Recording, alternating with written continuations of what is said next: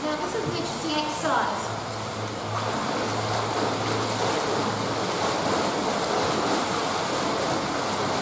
Or it can also be done, because I'll show you there's two different arm lines that you can do for this.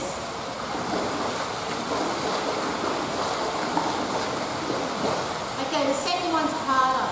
Interesting, isn't it? So let me explain what's going on.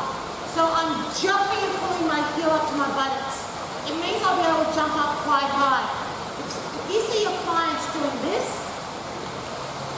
they're not working very hard. They're not working hard at all. I'm not lying, but they're definitely having a picnic in your class. Okay, so you want them to be able to get right, at least their hips out of the water. This one, you're pulling the heels up, so they're not lifting their knees up. So it's a little bit easier from a lower body perspective. And you want them to snap the heel up. So I often talk about snap the heel up, snap the heel up. So try to pull the heel up. They get a moderate hamstring workout. Where the cardio aspect comes from is what you do with your arms.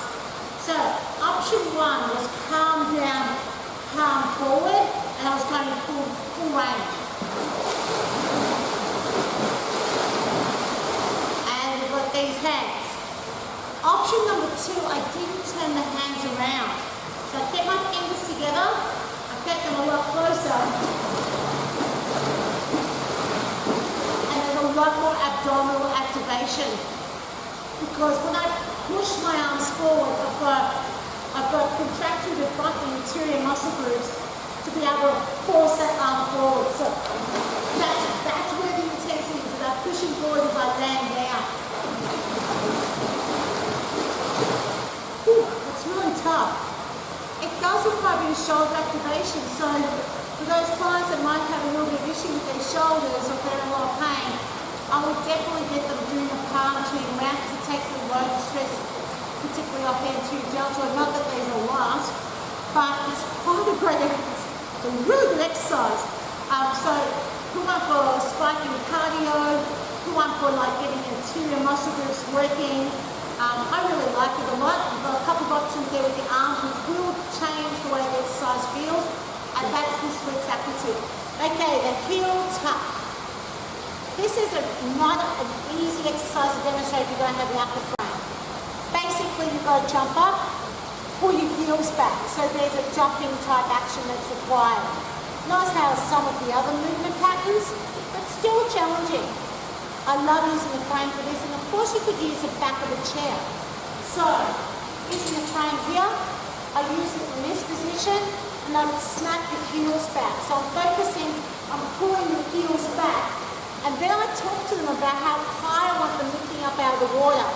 Because what's really interesting about this move, when I teach it in a class, they'll be pulling their heels back, but they won't be jumping up off the bottom of the pool. And this one's a super easy exercise to jump up and down with. Maybe because you're not having to try and pull your quads up in front. So I'll often say you should get your waist to your hips out of the water. And I play around with words a little bit. I usually say, for those who are fitter, get your hips out of the water. Or for those people who want to challenge themselves, go further than your waist, go to your hips out of the water. And then I'm talking to the people who want to work harder, without making the people who are choosing not to feel like they're being spoken down to. So I'm always lifting up rather than talking down. Now remember what the arms are like. Arms are back and forwards, back and forwards. So you have two different types of arm lines.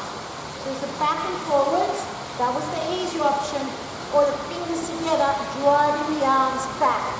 Now notice the difference. If the arms are going forwards and back, I'm a little bit looser tension-wise in the arms. But when I'm keeping my arms straight, I'm pointing down with my fingers and I'm pushing back, trying to get a bit of tension in the torso, which is exactly what they're going to feel in the water. So, rather than going, trying to demonstrate all this, I demonstrate the legs first. I talk about the height, then I talk about the arms. And I'll say, pull back and push forward. But for those people who want to work harder, stiffer arms and push back and push forwards, the back of your hand. When you push forwards is when you're going to feel it the most in your abdominals. And that's how I would cue it.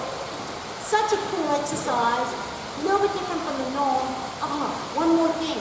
You can also cue in snapping up the heels. So not that it's a huge hamstring exercise, but it'll get them the idea of pulling their heels back rather than pulling their knees up. And that's this week's Aqua tip.